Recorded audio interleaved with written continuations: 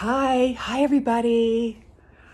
So I just got in a little while ago from this fabulous walk in the woods out in out in Alair State, out near Alair State Park. And it just felt so good to be out in the trees, like kind of in the forest with the I've been walking more like on the roads, and I was in the forest. I was with my one of my best friends, and she's also a nature lover and an artist, my friend Donna. And 8 o'clock this morning we went out to the woods, so I feel so great. But the thing is, so when I woke up this morning, I knew I was going out to the forest or out hiking, and I just felt so excited about that. I was so excited. And I just kind of was like letting my mind wander this morning a little bit. I've been giving myself some space in the morning to just like not be so busy. And like something I started thinking about, I thought about this the whole Native American connection to the earth.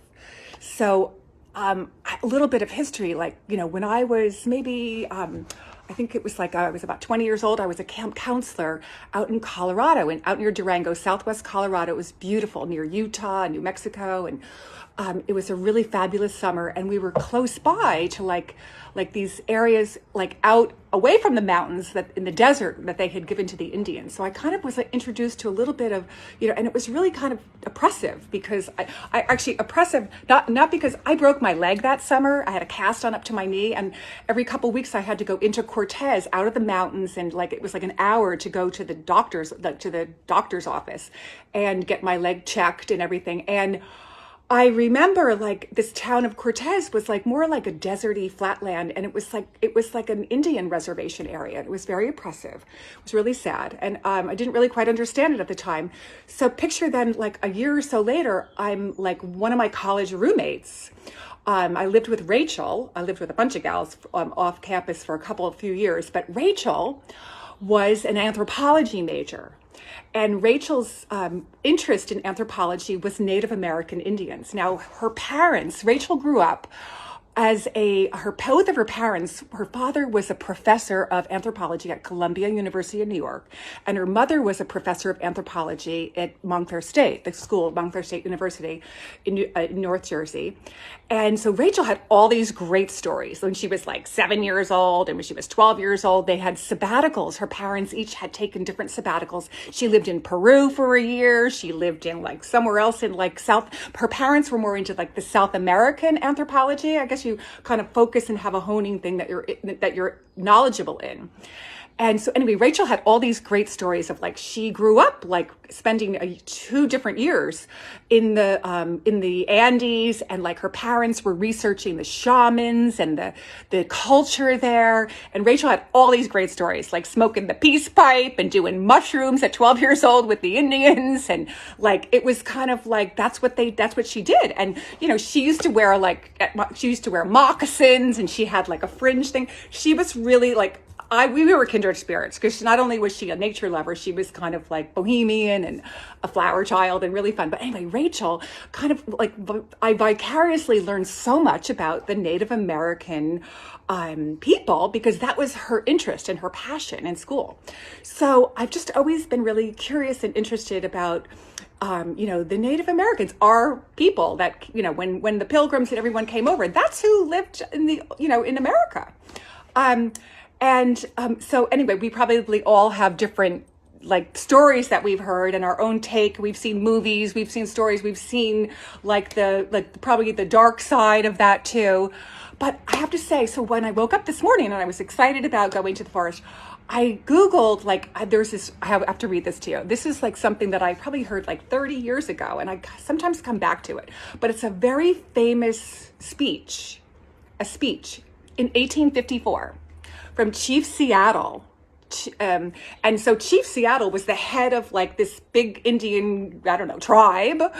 And they actually named the state of Washington, Seattle, the city of Seattle, after him.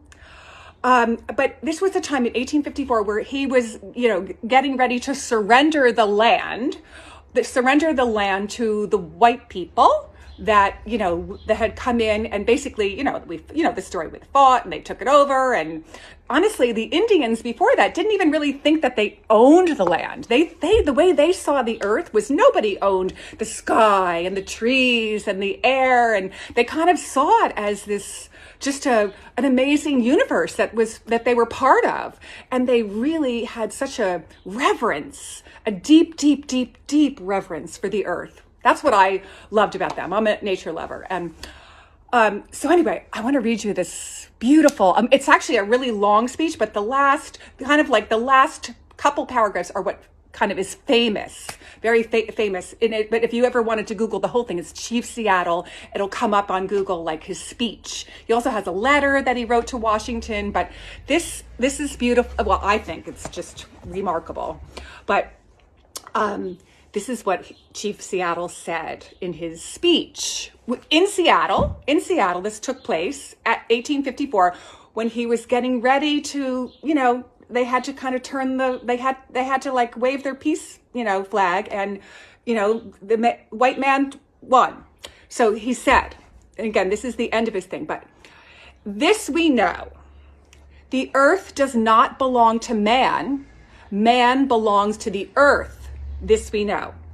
All things are connected like the blood which unites one family. All things are connected. Whatever befalls the earth befalls the sons of the earth. Man did not weave the web of life. He is merely a strand in it. Whatever he does to the web, he does to himself. Even the white man, whose God walks and talks with him as friend to friend, cannot be exempt from the common destiny. We may be brothers after all. We shall see. One thing we know, which the white man may one day discover, our God is the same God. You may think now that you own him as you wish to own our land, but you cannot. He is the God of man, and his compassion is equal for red man and the white. The earth is precious to him, and to harm the earth is to heap contempt on its creator. The whites too shall pass, perhaps sooner than all other tribes. But in your perishing, you will shine brightly, fired by the strength of the God who brought you to this land, and for some special purpose gave you dominion over this land and over the red man. That destiny is a mystery to us, for we do not understand when the buffalo are slaughtered, when the wild horses tamed, the secret corners of the forest heavy with scent of many men, and the view of the ripe hills blotted by talking wires. Where is the thicket? Gone. Where is the eagle? Gone. The end of living and the beginning of survival. That was the end of his speech. Chief Seattle said that. In 1854, he imagined the trees gone and talking wires. Those are like telephone poles, right? Like, I don't even think they had the telephone then, but he saw that. He saw, hey, you know what? Who was it? Joni Mitchell saying they paved paradise and they put up a parking lot. So here we are on planet Earth all these years later. And like, here we are. And it's time to like, really, the earth is calling. I feel the earth is calling us.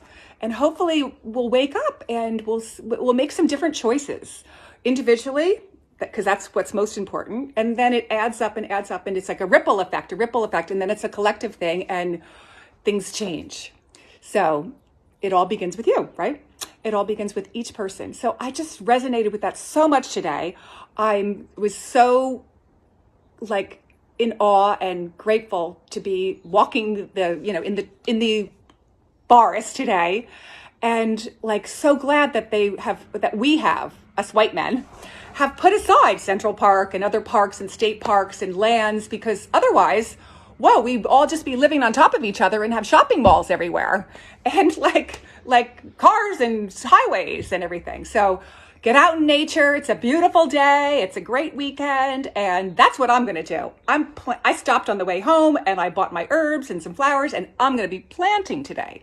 So it's just a perfect day to reconnect with our Native American ancestors. And that inspired me. So I hope I offer that to you. And I hope that I hope you have a beautiful, beautiful day. Do something fun and that makes you feel alive and grateful and in awe. Like just notice all the blessings of the earth. All right, lots of love. Bye.